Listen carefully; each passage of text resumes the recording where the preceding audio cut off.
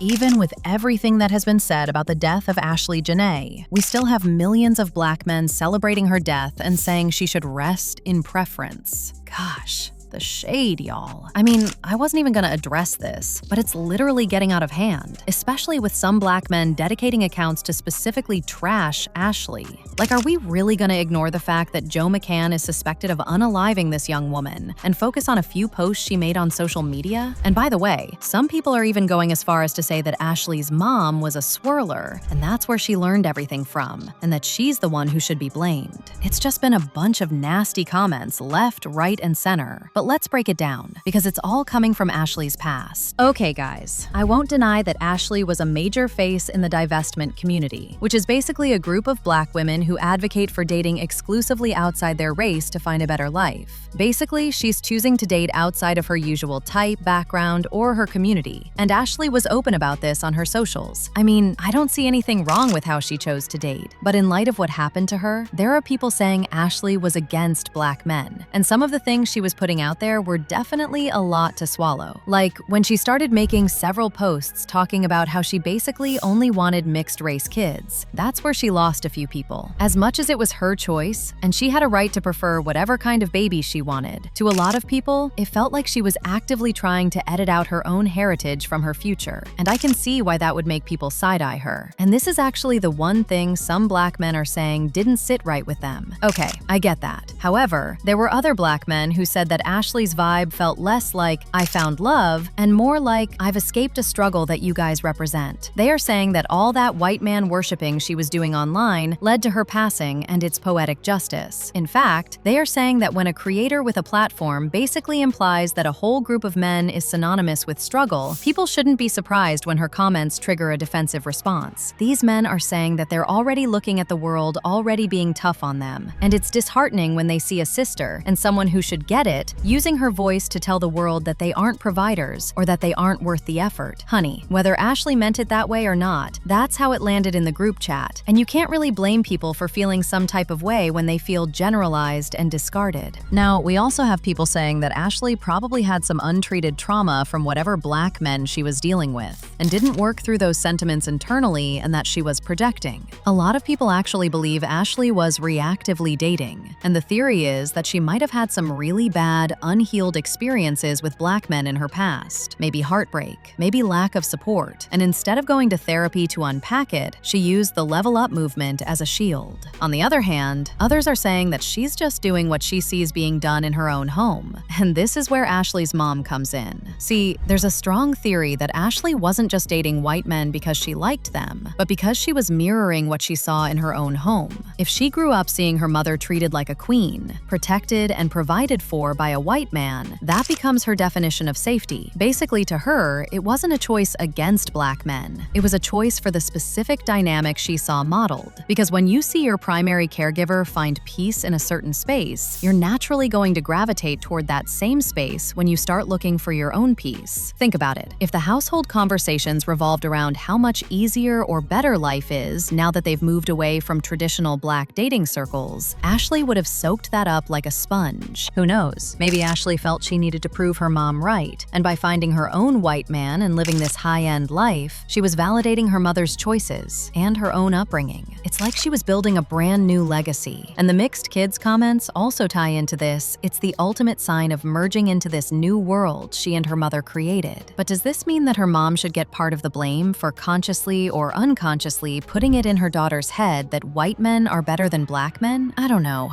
Honestly, I get all these angles and where all these people are coming from, but no amount of hurt feelings or embarrassing social media posts can ever justify the sheer nastiness coming from some of these men right now. Like, we get it. You didn't like her vibe. You didn't like her content and you felt bashed. Fine. But the moment you start using a woman's literal death as a gotcha moment to win a gender war, you've lost the plot entirely. Y'all are actually proving the point, because you look at Ashlee's viral take, the one where she said, "Every day Black men wake up and find a reason to embarrass us. us. And you look at the comment sections right now, and is she lying? Because the way some of these guys are acting in the wake of her tragedy is literally proving her point in real time. They are out here making 20-minute YouTube rants and alpha podcasts, basically dancing on the grave of a woman who just died under super suspicious circumstances, all because she hurt their feelings on social media? Remember, these are the same people who are really pushing the narrative that Ashlee was an escort and reposting videos they believe prove this, like this one.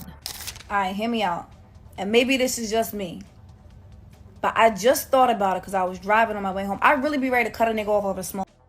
Like, the littlest thing, I just be turned off. Like, ugh.